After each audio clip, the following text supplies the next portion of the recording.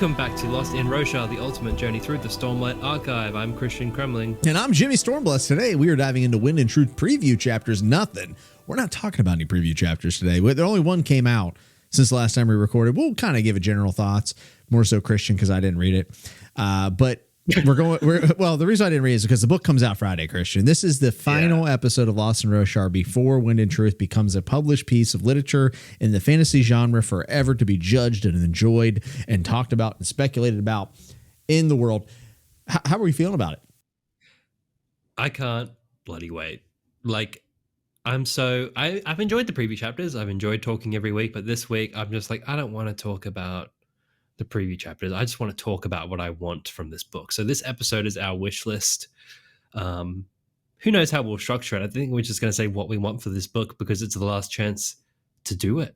Yeah, we're going to bounce back and forth through three things. And I know it's a little, silly because we've read 33 chapters of this book at this point, 32 for me. Yeah. But once this book is out, and this is a segment and a line that will not, there was something flying on Christian's camera and I'm terrified because he lives in Australia and I'm so scared that whatever it is going to murder him. This might be the end for me. Are you okay? It's okay. It's bumping up my adrenaline. The banter's going to be It was peaking. humongous. What was that? A pterodactyl? Mate, that was a bloody mosquito. Just take a chill Your pill. mosquitoes are that big? Honestly, Jimmy could take on what do you think? 99% of the population. He sees a mosquito, he's running with his tail between his legs. Bro, I don't understand bugs. They don't respect the jab. They don't respect the double leg takedown. I'd have nothing for a bug. I literally have no defense against a bug. I have to scream and run. Yeah, I had a 15-minute battle with a cockroach last night, and it was it had wings. Do your cockroaches have wings over there? Yeah, if they're really advanced. Okay, they're like the SWAT team of cockroaches. So you had you'd think I would actually get on with them as a Cremling myself, but they don't seem to mingle well. No, we do not. We do not, in fact, mesh with cockroach. Dude, that is a crazy happenstance. That'd be a traumatic experience for someone here. What? A cockroach? Yes. Oh mate, just flick it outside. It's oh right. My gosh. People move states to get away from cockroaches. That is crazy. We're heading into summer. As of today. What do you mean? It's winter here. Average American be like. Now, remember when that happened? So me and Christian have been friends for a long time. And I actually had forgot that the seasons were flipped because I think the world's flat. No, I'm kidding. I'm not a flat earther. I'm very much a globalist. Not in the bad way. Is there a bad way? Anyways, this has gone so off the rails. You're a sphericalist. I'm a spherical person. I'm a global person. But I forgot that the season changed and he was wearing a beanie, of course, because it was winter, but in here is July. And I was like, Christian, take off the beanie. What are you, an edgelord? Stop it. He's like, you got cold. So mad at me. I did. I was like, what's up with this beanie garbage? Take it off. Yeah. He's full on dude, bro. He's like, dude, I'm cold. I'm like, how are you cold? It's summer. And he's like, it's winter here. And I'm like, look at the temperature. You're like, tell me the temperature. Because if it's not this, I'm not going to allow this beanie. How did we get to this? God, I'm not sure, but my point was, Christian, listen, my point is, all right, regardless, it doesn't matter what you're doing in your personal life. No. That we will never, ever be able to theorize about book 5 ever again. This is it. I know. It's sad. Many years have gone by theorizing about what happens at the end of this arc, and it's time. And it has been really fun to be a part of this. And in 40 years, when this is one of the top 3 fantasy series and people are talking about it, this episode will be completely irrelevant because of that, which is funny. Look, it's going to be a day of mourning for the baby champion deniers because it's the last chance they'll be able to deny it. It's such a wrap, dude. Because by Friday, we'll all be rejoicing as Gavinor, wields his shard blade and takes out Dalinar once and for all. We've been waiting. But hey, man, we're excited to meet you all this week at Dragonsteel Nexus. We are actually there right now as of recording. This is our panel, actually. We've got a whole, Everybody say hi. Everybody, come on. Give it up for Lost in Roshar. Oh, so kind. Sanderson, you don't have to come up here. Thanks, buddy. Come on. Oh my gosh. Sanderson. Brandon, your come on. It doesn't start for another 20 minutes, mate. All right. They've come. Oh, to see Dan Lost in Wells back Roshar. there. He's in a Halsey shirt. What? I don't. I'm not. I'm Dan missing Wells that loves reference. Halsey. Apparently, I didn't know this. Does but he? Yeah, apparently he's a big fan. Well, despite all that, guys, whether two content creators who won't be at Dragonsteel Nexus, but you'll How see are lots we of people. not invited? Yeah, I expected like a sort of like a golden ticket Willy Wonka I'm hilarious. style. But Jake's going, right? Jake's going to be Yeah, there. but who cares? He can be our representative. He's like our little PR. He is not representing me. Yeah, we'll give him a little Lost in Roshar pin or something, and he can, take questions in person. He's our boots on the ground. Okay, you know what? Yeah, I could accept that. He's our PR manager. He didn't even offer it up. He got an arc of the book, read the preview chapters 2 months ago, and then was like, I can't come back on. Like he can't segment in his brain what the release chapters are. It's ridiculous. No, he was banned actually. That's what we tell people. But I locked the doors to the studio and I said, "You've betrayed us." Yeah. So he'll be there. You can talk to Jake if you like. But Jimmy and I will be. I mean, we'll be busy reading the book. That's what I'll be doing. Yeah, they're all going to like some Mistborn ball or some madness. We're not doing any of that. We're going to be here in our cozy homes, kicked back, reading Wind and Truth. Yeah, I'll start the Australian branch of Nexus. I'll just, what would you call it? Nexus Down Under. Done. God, that actually would work. Yeah, Nexus Down Under. It's so cliche, but it works. Yeah, everything Australian branded is just add in Down Under, sorted. Nice. Yeah, I guess that is true. Yeah, so that's coming soon. I was going to go with something kangaroo, but I couldn't make any puns. See, I'm not good at bad joke of the week.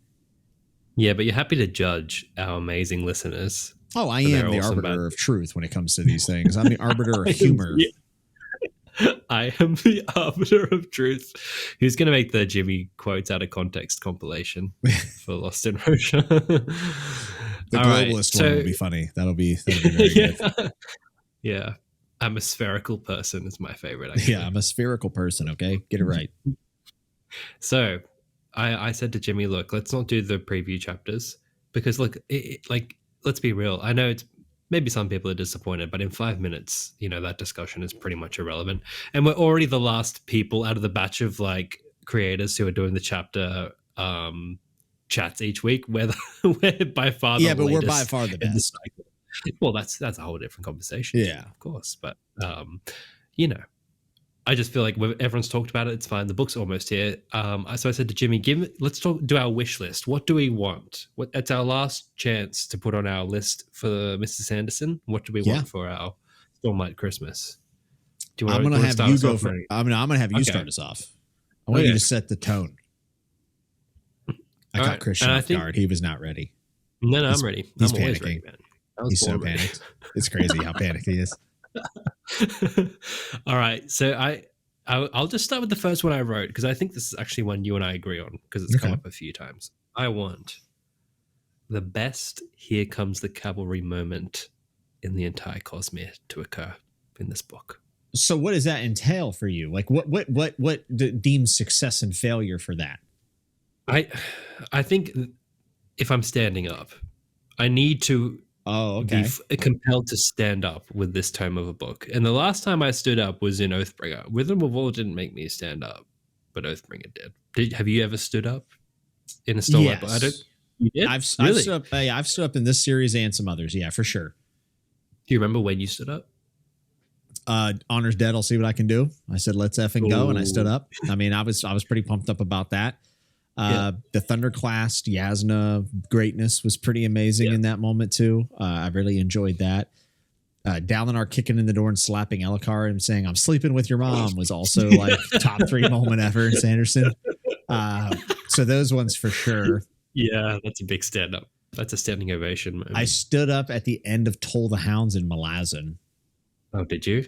Yeah. Ooh, nice. Yeah. Oh my gosh. What a ridiculous ending. Like actually insane. But yeah, those are the ones. So you're saying Cosmere? Here comes the cavalry? I just said the best in the entire Cosmere. Oh, so I thought you were saying you want like someone like Cosmere implication kind of thing. I mean, that's fine. I'm Like absolutely says fine that with or Vin that. show up or something crazy. Like, Yeah, like I welcome that. I welcome something crazy like that in this book for sure. okay. Give me some, yeah, give me like Kelsier The flying Lord in from the Ruler sky. somehow is like, Yeah, like yeah, give me just something absolutely off the wall. Here comes the cavalry moment. But it doesn't have to be like a cavalry. It can just be a character. it could You just know, be I just Zeth need and a Kaladin jumping in and just like laying waste to people. yeah, but it needs to be. Well, he said right. He has the best action scene he's ever done in this book. That's a big So because he wrote Memory of Light for Wheel of Time, which a lot of people think the final battle is like one of the best things written in fantasy. So that's cool. yeah, Big so shoes we to could have fill. that. I think that's coming, and I think he did a tweet at some point. Like he's like, when Wind and Truth comes out, ask me what I was writing on this day. It's really like he's like got a lot of things like that where he seems extremely pleased with what he's done, and I just feel like I think that wish is going to come true. The here comes the cavalry moment. I It's hope going to so. happen. I hope Yeah, so. I kind of want it to be like Talon or something. If Talon comes in, because Oh, like something, I need a 5 book build up. I'm not talking like within Wind and Truth build up. This needs to have been like brewing from the beginning. And I feel like Talon coming in finally and showing us what he's got could be very satisfying. you know, I actually agree with that. I would really like to see some payoffs from Way of Kings, not just like Kaladin's away and then he comes back in this book to do that. I feel like it's a little too much of a contained story for me. Yeah. Yeah, I need something like that you feel the weight of that payoff that you like, and I'm just trying to think of what that could be. So there's like the Herald angle because you've been wondering about them since the beginning, Yeah. or like Shallan's mum rocks up to save her, That or would be like crazy. yeah, or like her next personality. It's like I am, I am your mother, and then she splits or something. Like I don't know, but yeah, here comes the cavalry moment. That's my first one. What did you have?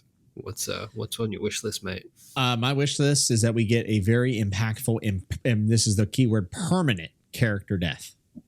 It's not because that's on my list too. Yeah, it's not. Yeah. It's not because I want characters to die necessarily or something. But like, there's been a lot of books I've read from Sanderson where he takes someone away, and I'm like, this is so insanely cool, and only for it to end up being not the case, or like in some way or form moving on with them, right? Or they're living on.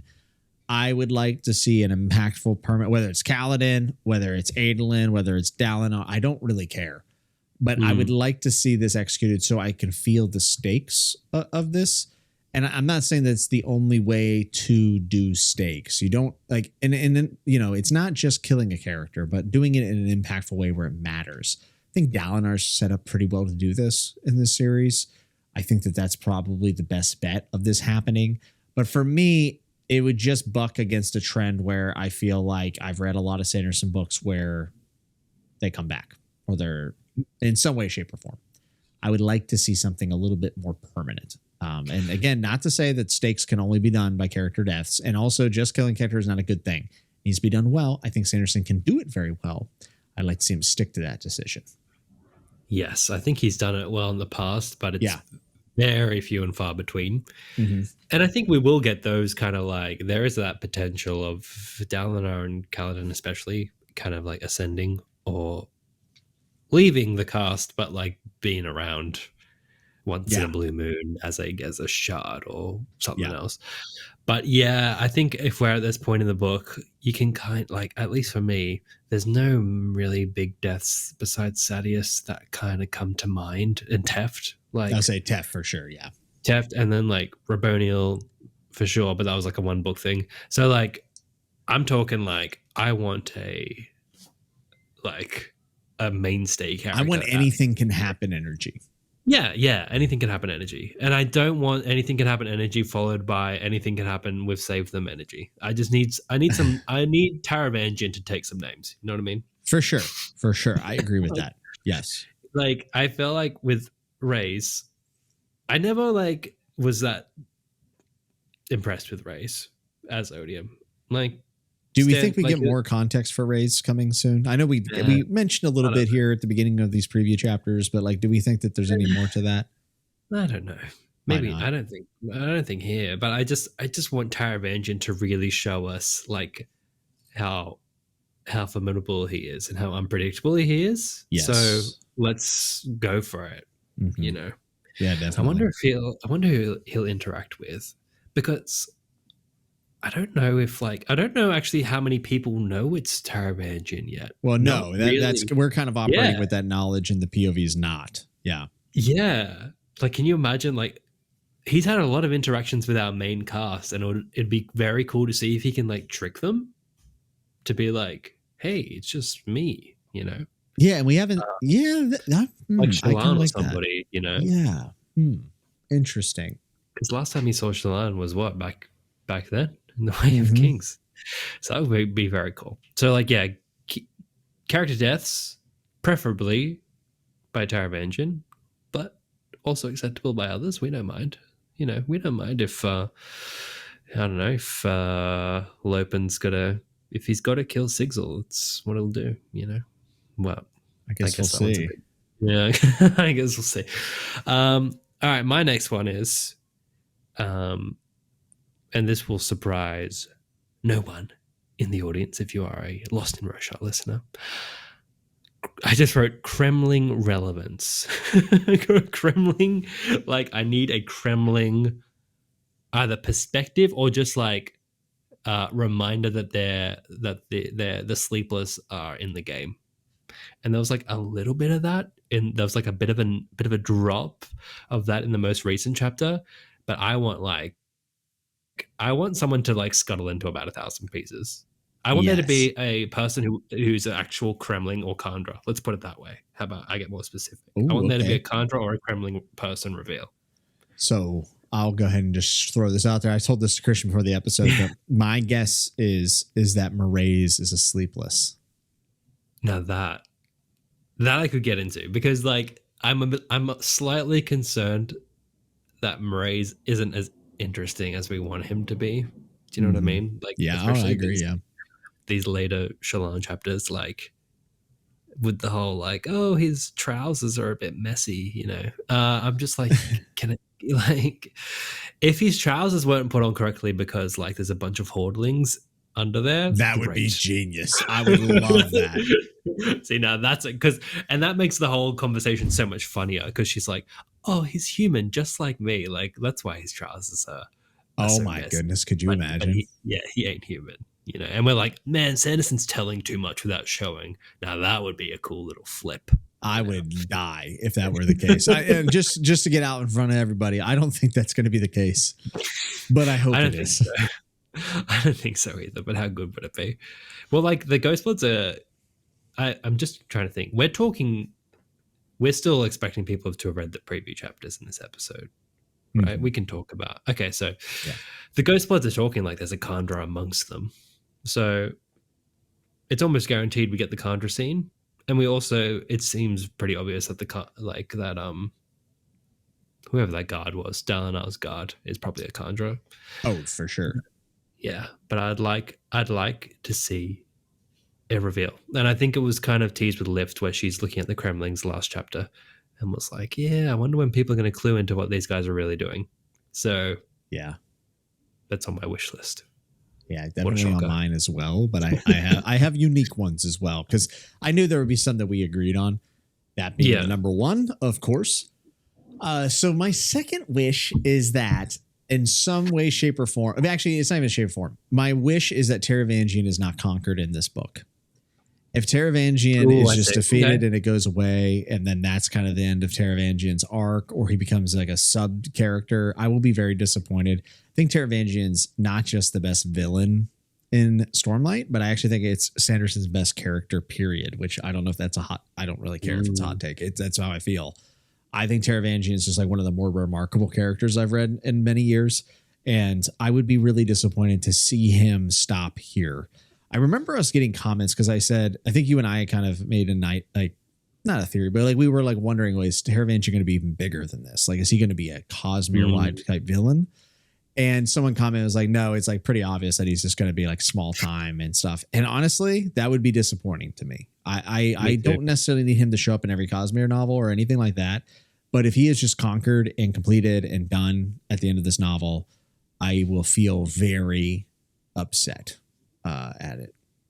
Yeah, I agree. And I think there's so much potential for Yes. Taravangian, this guy that you've followed for so long, just from regular old human to guy who, just wanted to help his people but was burdened with this crazy kind of It feels like it's just catch getting started in some 22. ways. Yeah, right? Like Yeah. he's got a whole bloody cosmos to conquer. Yeah. And I just feel like, yeah, he's way too interesting to get rid of now, which Yeah. makes me think that, yeah, well, I mean, you and I have been saying this for a long time. It kind of feels like we're heading into a darker ending, like an all is lost kind of energy. Roshar's left in a very precarious situation. In Yeah. the chapters this week, they talked about like if Dalinar doesn't show up, if he gets stuck in the spiritual realm and doesn't show up to the I've seen a lot of people contest talking of about that. Yeah. champions, it will break the contract that's holding Odium on Roshar, which is kind of teasing that he might actually just like split and like take over the greater Cosmere, which I think would be very fun. And then in this big gap of no Stormlight books, we can be like, yeah, but we've still got Taravangian, showing up. In Well, these that other would be interesting, right? Because we've speculated that Shallan could go off world. We have a ton of things going on, and in that 8-year gap, if we end up getting a Taravangian book or two and a Shallan, I mean, that would actually make me feel better about the break. I'm starting to think he might do that. Like a few of our characters will split and they will kind of carry us through this 10-year drought of Stormlight. Yeah, He probably definitely. will do that. I could see him doing that. Yeah. Because I think this will be like this the end of this book will signify like, okay, at this point you got to kind of read the Cosmere sort of thing. So, like it might get interconnected to I think that is. I agree. I would agree with that. Do you know who I could see becoming a big Cosmere villain that is beyond Taravangian? Moash. Yeah. Imagine, so right. Imagine if Moash kills Kaladin. That like said the Sander Mansion is gonna have like a riot. People are gonna rock up. I think that it would be crazy, but like imagine Moash, because like if you think about where Moash starts and where he's at now, he is. I mean, it's crazy where he's at and what he's been able to do, and it feels like he could be like another type of Kelsier in some ways. That would be an insane move by Sanderson. Like that would be like he's killing his most beloved character by his most hated character. Be interesting. You'd have to be a bloody genius to pull that one off and not have people hate that. I think there's no way to do that without losing a lot of people, don't you think? Who cares? Do it. Do it anyway. Do it. I don't mind Kaladin dying as much as that hurts to say. I don't mind him dying. I think it could be really good for the story, to be honest.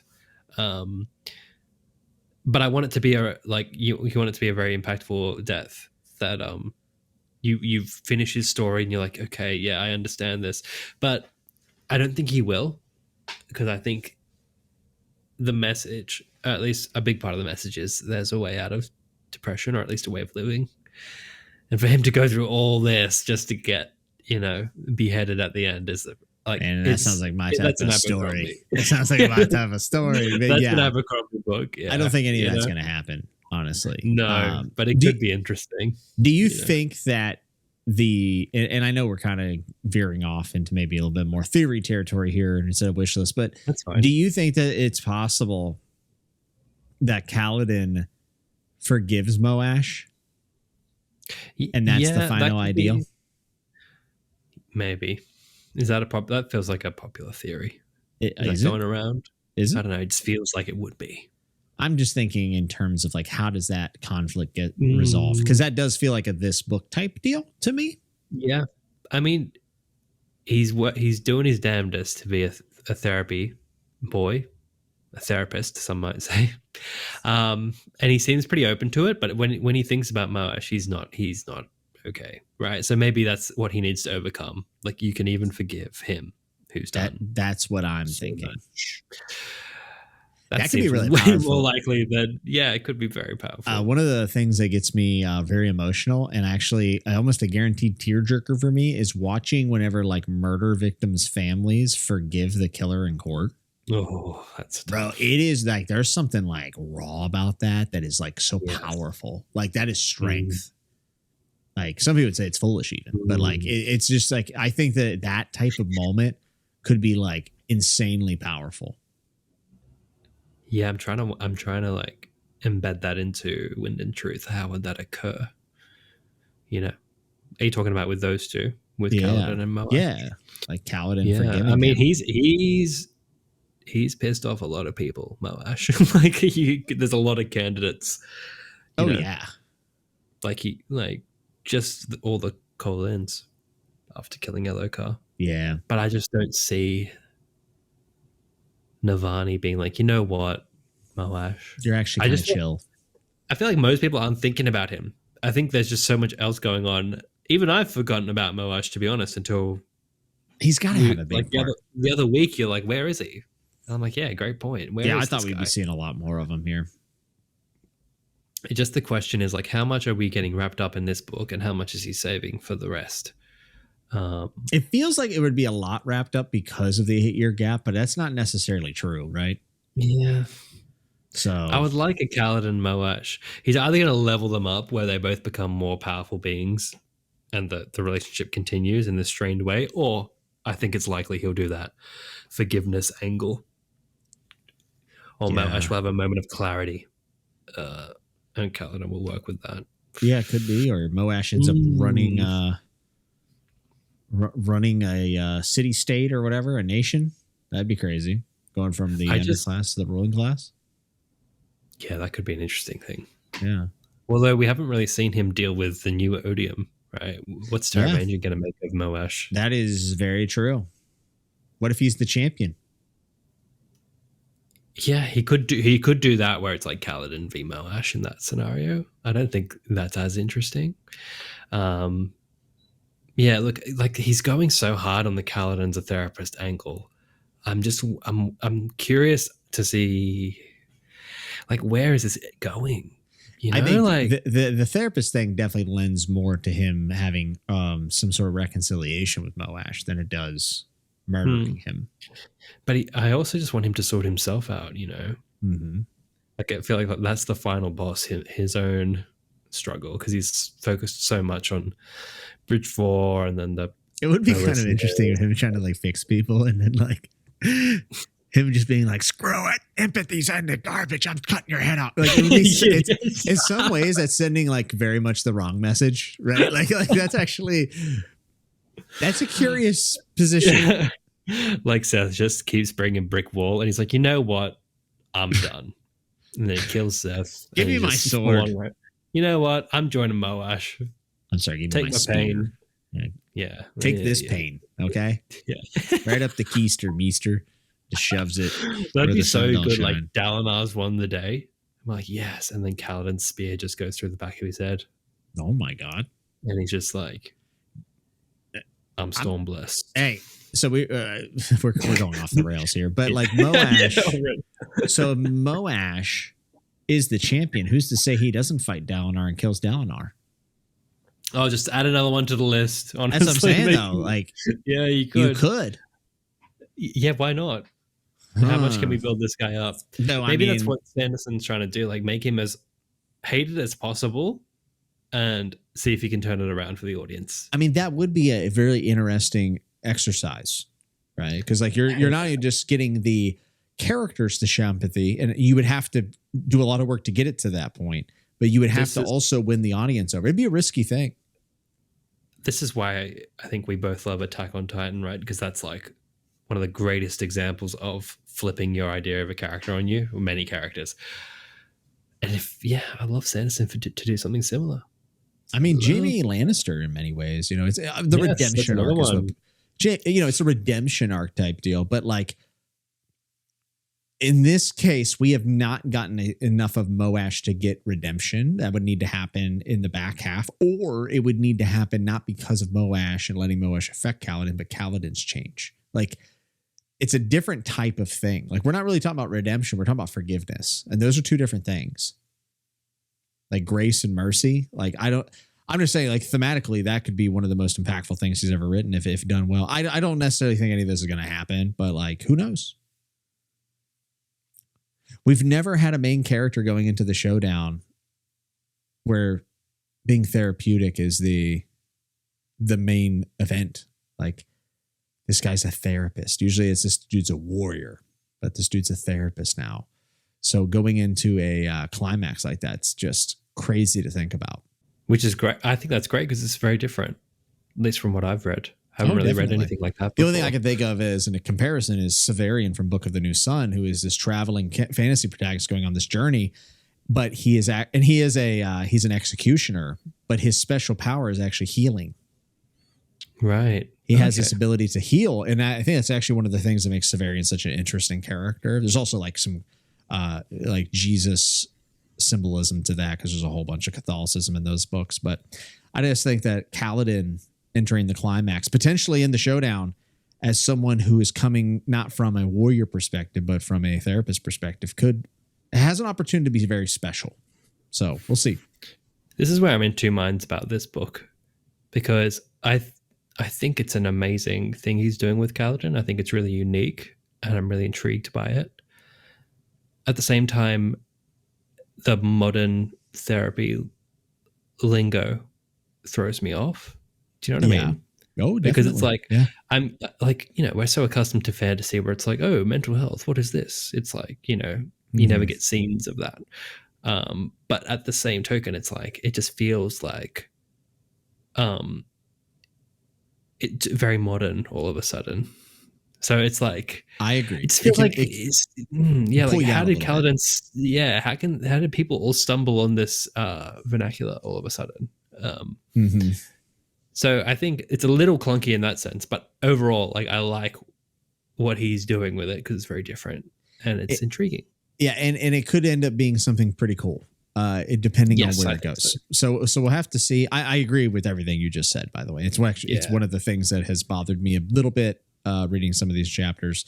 Not so much to where I'm not enjoying it, but it definitely interrupts the fictive dream, as John Gardner says. And anything that pulls you out of the fictive dream can be considered maybe possibly something that could be edited or done differently. But I don't know. We're just going to see. I mean, I feel like Moash should have a big role, but maybe not. Maybe it'll be as simple as he gets gotten and that's it. And it's a wrap. All right. My next one. I don't know how much there is to say about it. It's like a little wish. It's like a little, like, dandelion landed on my hand. Okay. I wished for this one. I blew it away. I want and we kind of got a glimpse of this because at first I was saying I want one of the chapter icons to come true because Sanderson said some of those are scenes, and then I thought the chapter arches are cracking like slowly, right? So I guess this wish is coming true where like I want like a visual payoff for all this, like the chapter arches / the chapter headings. Similar to what he's kind of done this recently with Tress, where the chapter symbols signified things that were going on in the book. I don't know if you remember. Did you finish Tress? Yeah. So like that was very neat. Like depending on where they were in the world, you kind of got a different chapter heading that slowly grew over time. Whereas the stones are breaking here. Like, so to see that get a payoff will be very satisfying because it kind of leads me to believe that the back half is not going to have these stone arches at the top of each chapter anymore. It's going to be something new, you mean the back 5 books? Yeah, there'll be a no different chance. Aesthetic. They will be very different. Yeah. I think part of this is also just going to be, the fact that they were signifying the heralds. I think the heralds are going to be coming way more into the forefront starting in this book. So this allusion to them or, symbolism towards them will not be needed because we'll be seeing them on page. Yeah. Yeah, I guess that's kind of what I'm getting at. Like, I just want a drastic change. I want this to feel like the actual end of something, I want this era of Stormlight to stand on its own and we'll remember it as a very different thing to the back half. I would You know, almost like want it to feel like a new series in many ways. Yeah. yeah, like say like, you know, familiar things, but like with a whole new fresh coat of paint and a Yeah. whole new different vibe to it, which would be good. So I guess there's not really too much to say about that. So I'll just go into my bigger wish, Okay. and it's not. I mean, again, it's not nothing really deep or thought provoking. I just want Shallan's mum to be revealed as the herald that she is in this book. It's my wish. No, it's happening, brother. You don't have to worry about Do you that. think it's actually happening though? Is it actually going to happen? It's absolutely going to happen. And by the way, folks, with Gavalor in the latest preview chapter being pushed into the realm, not only is Shallan's mom definitely going to be a herald, but baby champion's looking more and more likely. Will you guys be happy if he's not an actual baby? Like he's going to age up. I think he's going to age up. Or something. I think he's going to age up, bro. He's like, dude, I've been in the spiritual realm thinking about this for 50 years, mate. 50 years I've been waiting. And he comes out. Oh. Dude, what if something wild happens and like Dalinar doesn't make it out and Gavalor steps in place and then it ends up being Adolin as Odium's champion? Like, I mean, there's so many things. He could go wild, couldn't he? Yeah, as much as it's been weird waiting for this show off for like a book and a half, it has been so much fun to guess who's going to be there, right? It's like we have no real idea other than it being maybe Dalinar versus, you know, whoever. I've seen some people say Nail. It could be Nail. I thought that was kind of interesting. But yeah, maybe, yeah. It's been built up for so long. It needs to be an absolute slam dunk. I'm sorry. It's been hyped to get this right. Yeah, it's been hyped. But to your point, Shallan's mom being revealed is definitely going to happen. I think that Shallan is going to have a massive piece of this. I mean, for how much page time she's already gotten in these first 33 chapters, I mean, it's a lot. So it better be good. Now that's a character I'm ready to like, you know, get one more big reveal, the mum and a bit of the past, and then send her off to be a Cosmere super spy or whatever she is, and leave it at that. Like I feel like he could really tie Shallan up in a nice little bow and leave us, you know, teased for a little bit more, but she can become a background character from this point on. It wouldn't. I think that would actually be quite good. You don't think so? No, I think she's going to be a big star in the second half, bro. You think so? Yeah, because whenever he said like the main characters of a Stormlight TV show would be Adolin, Kaladin, and Shallan, that always gave me pause to think about what Dalinar's fate was, but also made me feel like that means Shallan's relevant through the whole thing. Yeah, but I don't think he's thinking that far. Like, I think he is. Book. I think he is. Yeah. Like maybe, but like I think you can change. I don't. But okay. What, you don't like Shallan? Look at him. He's ready. Ready to throw me under the bus. No, I'm just saying I think you could do it well.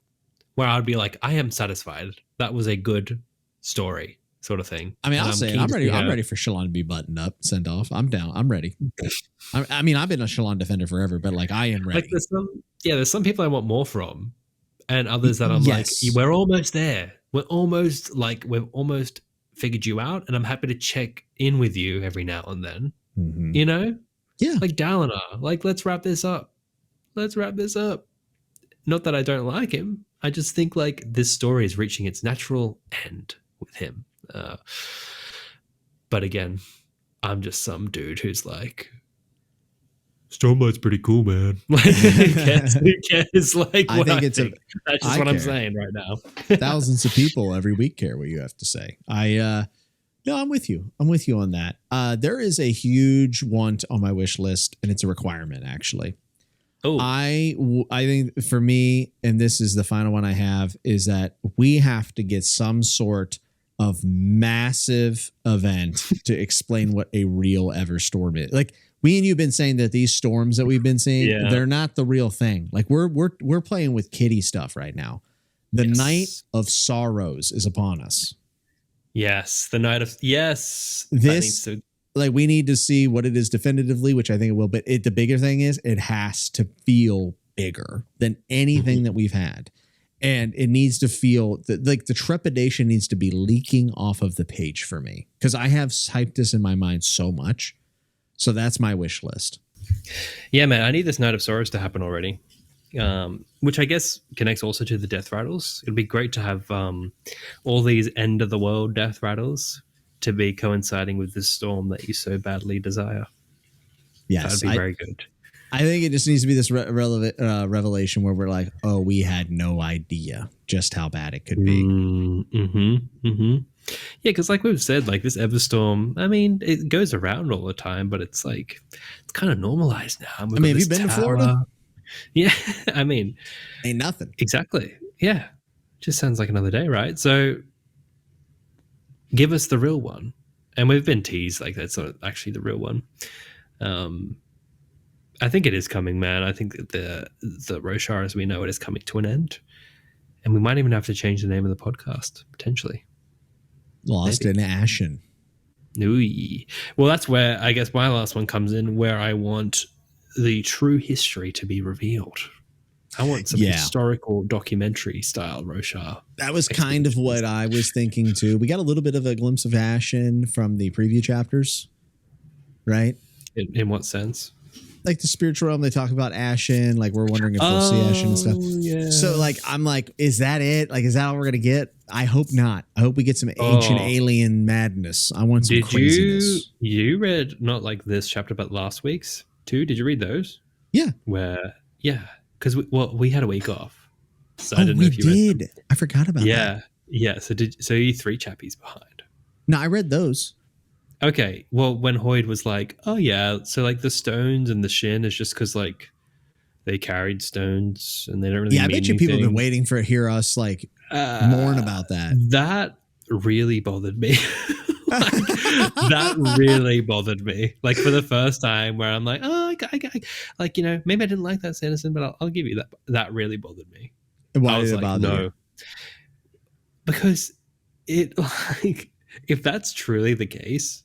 And like that's what the Shin culture is like culminated with, like we were carrying rocks from the other planet, and like now they're stupid and like worship. No, that's like that sucks. That sucks. Come on, like, let's go. We've been following this guy with his weird rock that he's like worshipping for 15 years, and you're just gonna say, "Oh, it's because they carried rocks." Like and Tien's rock. I mean, there's been other stuff, and I think it's maybe a bit of a troll. I hope it's just a troll.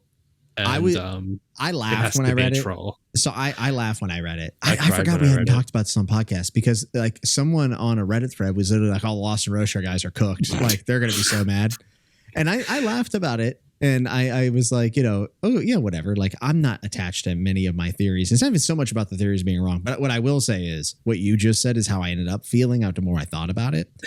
Is I was just like, I feel like it's such a throwaway kind of like, oh, yeah, there's dummies. Like, it's almost like, I don't know, insulting. I just, if that's it, that can't be it.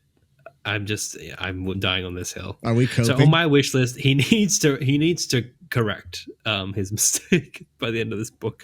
I'm sorry, but the stones can speak. Like that's confirmed. We've had literal conversations with them. So I don't know what this boy's on about. Maybe Hoyd doesn't know something for once. I'm also thinking that maybe Hoyd doesn't know. Yeah, like seriously. Maybe, sorry. Maybe he has CTE. Can you imagine building up a mystery about a culture for 15 years and then just saying, lol, it's just from rocks that they put in their pocket? No. I would not enjoy that. I would despise that. I would. I'm officially not okay. I'm very upset about that, actually. If that's all that is, that really sucks. Yeah, I would feel a little bit cheated. And not just because it's my own pet theory, Look, and I don't hate that as a plot device necessarily, like because I think that can happen often, where like seemingly innocuous things get built up into religions or all the time, right? But like, just thematically in this story would be very unsatisfying. That's all. I don't care if my theories are wrong. I'm just saying I would be unsatisfied. That's all. Yeah, there's been a lot of use of the word rock, so it's either that it is insignificant, and that means that the vocabulary was not exercised, or it means something, right? The word rock is used an absurd amount of times, I believe, in the Way of Kings. And look, I guess it's a little wishes, but I couldn't really expand on them much. Like more death rattles to come true. That's always a big one. More stuff about Ashen, and maybe like the a sky falling. Yeah, like a wacky interlude. You know, like an unexpected interlude. Liv's character. maturity, which I do think we're on the road for. 100%. She's actually the character I'm most intrigued for to see what happens with, because I think she's actually got some of the most potential. Where everyone feels like they're wrapping up, she feels like she's just getting started. Absolutely. Yeah. Do we throw in a couple of bad jokes? Oh yeah, if you want to, I'm down. All right. Our good friend of the show now, Tyler. Do you remember Tyler? Tyler had about 15 jokes. Mm-hmm. And I remember. You went through about like the 5 stages of grief with Tyler last time. Yeah, he put me on a roller coaster, bro.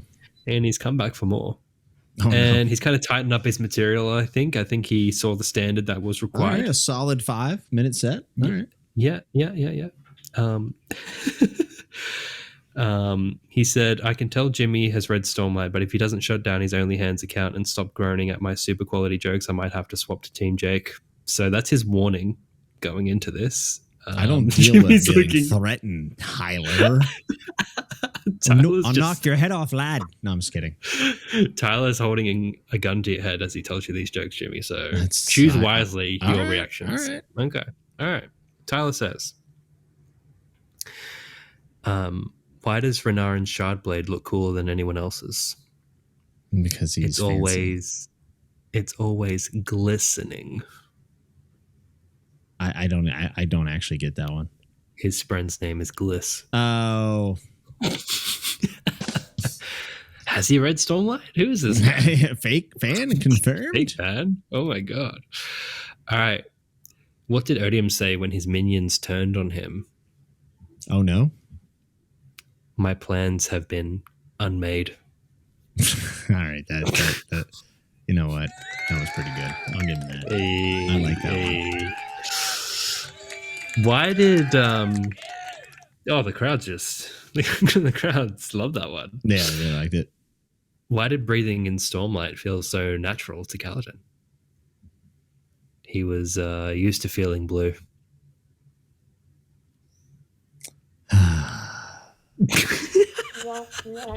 That's my favorite. The subdued sigh. The disappointed father. Yeah. You like this one. All right, let's hear it. This one always wins me over, this kind of punchline.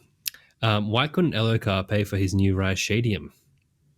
He was a little strapped for spheres. Strap jokes get put up to the front of the line, ladies and gentlemen. That's a pretty good one. Yeah, they really do. Just throw in strapped and we're good. All right. Chris, he's coming in hot. He says, hey, love this podcast so much. I wasn't going to do the preview chapters, but I couldn't see myself not listening for so many months. Oh, wow. I love that kind of blackmail we've put onto the like listeners. Congratulations, though. You guys have been more consistent with the preview chapters coverage than you have been with the normal content. It feels kind bad. Of passive aggressive shot was that? We just had a week off again, so relax. I love it because I forget what the chapters are about so quickly when I can't just continue the story immediately. So your recaps and discussions are super helpful. All right, here we go. Here are some jokes. He's not claiming credit for them, but he's seen them by Cosmere Junkie on TikTok. Oh, we're stealing TikTok content and appropriating it. Let's go. Okay. All right. Well, we're stealing content from another creator. That's kind of cringe, but let's do it. All right. Now that Shallan married Adolin, does that make her a semicolon?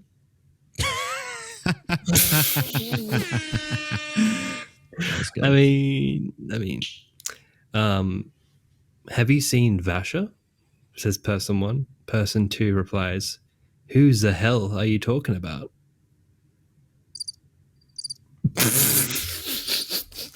Not a huge fan of that one. See, that's why short form content, it just doesn't stand up to the scrutiny of the podcast. That's right. You know, this is a different kind of ball game. Yeah, I think so. Oh man, there's so many bad jokes, but I think I'm just gonna keep him waiting in the base for when we're ready. Ammunition for when we're low 8 years in. Yeah, good idea. Yeah, I mean we got a big drought coming, guys. We so do. We need to, This is pretty much it. So this is enjoy it while you can. yeah, that's right. Because we're gonna be lost in irrelevance fairly soon. The numbers are going to plummet in about 2 months. Yeah. It's a wrap. Yeah. Second Kaladin's feet touch the moon. Game over. It's over. As always, guys, thank you for accompanying us on this episode of Lost in Roshar. Remember, the most important chapter a man can read is the next bloody 75 as the book releases. Who knows what is coming next week? I don't even know. But yeah, we'll see you next time as we do something. Who knows? We jump into Wind and Truth. I mean, we're gonna be in it. We're finally. Yeah. We have not decided how exactly we're gonna cover it, so be on the lookout for that. We don't know if we're gonna try to read the whole book in a week or if we're gonna try to break it. We're not sure. But the next time we will have Wind and Truth in hand when we record, and we will be doing some crazy first ever Wind and Truth coverage outside of the preview chapter, so it's pretty exciting. So if you enjoyed this episode of the podcast, be sure to leave us a review on whichever platform you listen on. And if you have theories or questions, you can spam read us at lostinroshar@gmail.com. We'll see you next time on Lost in Roshar, and remember to keep that safe hand covered.